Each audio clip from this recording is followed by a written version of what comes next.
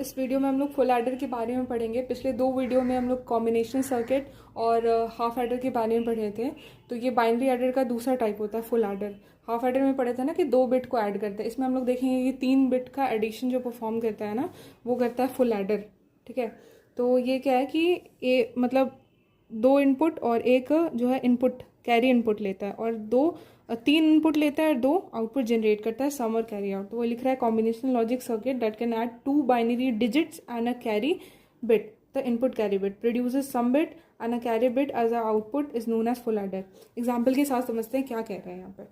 तो ये क्या करता है ना, 3 इनपुट लेता है। ठीक है, पहले 2 को अगर ए और बी लिख दे तो तीसरा क्या होगा, कैरी इनपुट। और ये क्या करता है, जनरेट करता है एक सम एक कैरी। जो LSB होगा वो सम और जो MSB होगा वो होता है कैरी। इसमें 4 पॉसिबल केसेस हैं कि कैसे कैसे होता है, समझते हैं। तो 0 + 0 + 1, तो इसमें क्या होगा, 1 होगा सम और 0 होगा कैरी। उसी तरह 0 + 1 + 1, तो इनको जब सॉल्व करेंगे ना तो ये क्या होगा, आंसर 2 आएगा। 2 को डेसिमल में हम लोग कैसे लिखते हैं, 1 0। तो यानी ये वाला जो चीज़ है क्या, सम जनरेट कर रहा है और 1 जो है वो कैरी।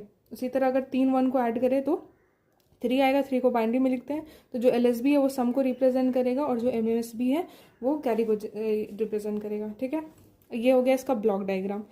अब देखो ट्रूथ टेबल इसका बनाते हैं तो कैसे बनेगा। 3 इनपुट है तो पॉसिबिलिटीज़ कितनी होंगी, 8। तो यहाँ पे क्या करेंगे, 8 को करेंगे 0 to 7 लिख देंगे। और देखो सब में लिखा होगा कि जैसे 0 + 0 + 0 अगर करते हैं तो सम क्या आएगा, कैरी का आएगा।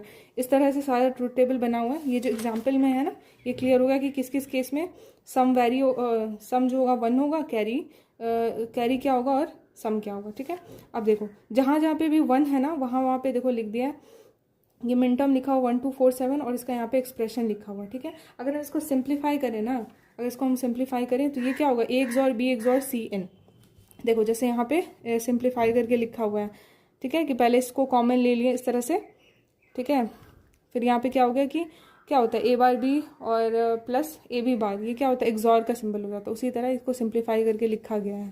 ठीक है, यहाँ पे अगर समझना हो तो पॉज करके समझ लेना। ओके, अब दूसरा क्या होता है, उसी तरह कैरी का भी हम लोग एक्सप्रेशन लिख लेंगे और उसको सिंप्लीफाई करेंगे यूजिंग K-मैप, जैसे यहाँ पे करा हुआ है यूजिंग K-मैप। अगर इसको हम लोग सिंप्लीफाई करें ना ये वाले एक्सप्रेशन को, तो ये आएगा ये चीज़। ठीक है, ये आएगा आउटपुट। यानी 2 एक्सप्रेशन याद रखना, एक ये और एक ये। अब इसको जब हम हार्डवेयर इंप्लीमेंट करेंगे तो सम को इम्प्लीमेंट करने के लिए XOR चाहिए होगा, XOR गेट, क्योंकि XOR है। और इसको इम्प्लीमेंट करने के लिए क्या चाहिए होगा, एंड और। तो यहाँ पर उसी तरह क्या है, A B C ये तीनों इनपुट लेना है, एक XOR हो गया, ये रिप्रेजेंट करेगा क्या, सम को रिप्रेजेंट करेगा।